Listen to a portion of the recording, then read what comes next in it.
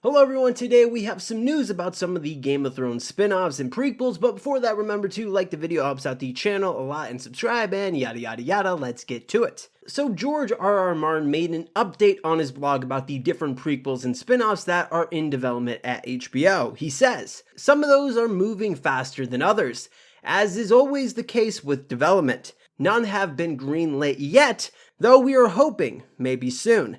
A couple have been shelved. But I would not agree that they are dead. You can take something off the shelf as easily as you put it on the shelf. All the changes at HBO Max have impacted us, certainly.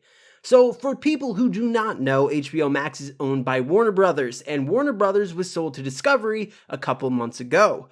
Under this new leadership, a lot of things are going to change. It is said that they are going to merge the Discovery subscription service and HBO Max, changing the name entirely. Certain HBO Max exclusives have been taken off the streamer, most notably Westworld. Now the heads have basically said they are going to let HBO do what they want.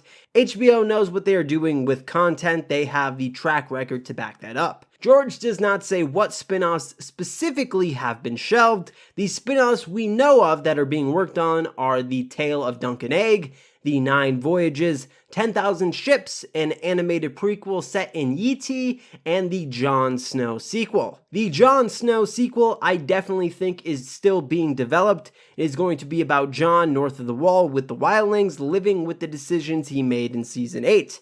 I do not believe HBO would shelve it. When it was leaked that a Jon Snow sequel was in development, with Kit Harington returning to the role and George R.R. Martin being directly involved, the internet went crazy. It was trending on Twitter. The only way I could see HBO shelving this is if the script is bad. But with the people working on it, I think it's going to happen. It is going to be a big moneymaker for HBO. The 10,000 Ships prequel may have been shelved. It is the story of Princess Nymeria, a warrior queen who led her people, the Rhaenyra, to Dorne after the Valyrian freehold threatened to destroy and enslave them.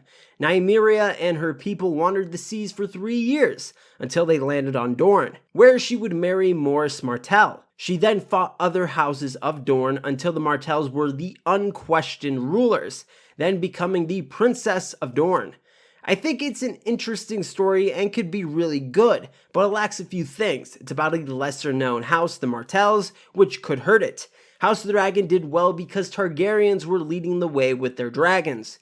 You can't say the same thing about this. It also feels very big. They're going to have multiple wars, lots of locations. I don't know if HBO wants to do 2 shows that cost that much money in the same year.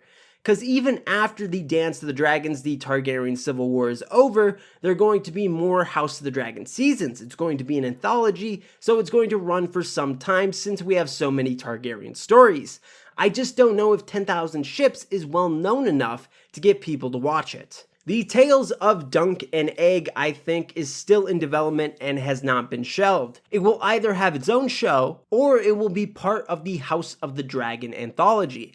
Basically, these stories are about the adventures of the hedge knight Sir Duncan the Tall, who would become a legendary member of the Kingsguard, and his squire Egg, who would become King Aegon Targaryen, 5th of his name of Westeros. When HBO first asked George R.R. Martin what show should be the Game of Thrones successor show, he pitched them this. Since he has written short stories on these characters before, and there would not be as much curation as some of the other stories like 10,000 Ships.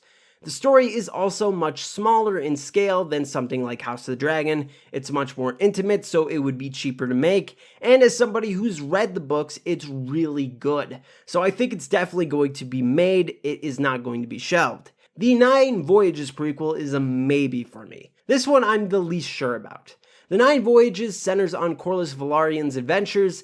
It will show how Corlys gained his wealth and his many sea ventures. To Yee, to Ashai, pretty much all over Essos. Since we know Corlys from House of the Dragon, I feel like there's a strong possibility since the audience is familiar with the character.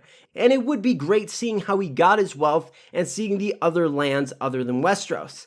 It feels like it could be very expensive though with different sets you would have to build. Also, can you fill a 10 episode season? A lot of it, I would think, would just be sailing on a ship, which isn't exactly the most exciting thing in the world. Maybe it would make a better movie than a TV show. The animated prequel, Yi is also a toss-up. Animating isn't as expensive, so it wouldn't cost HBO that much money. The interest is where they would have issues because I'm sure most people who watch Game of Thrones probably have never heard of Yi.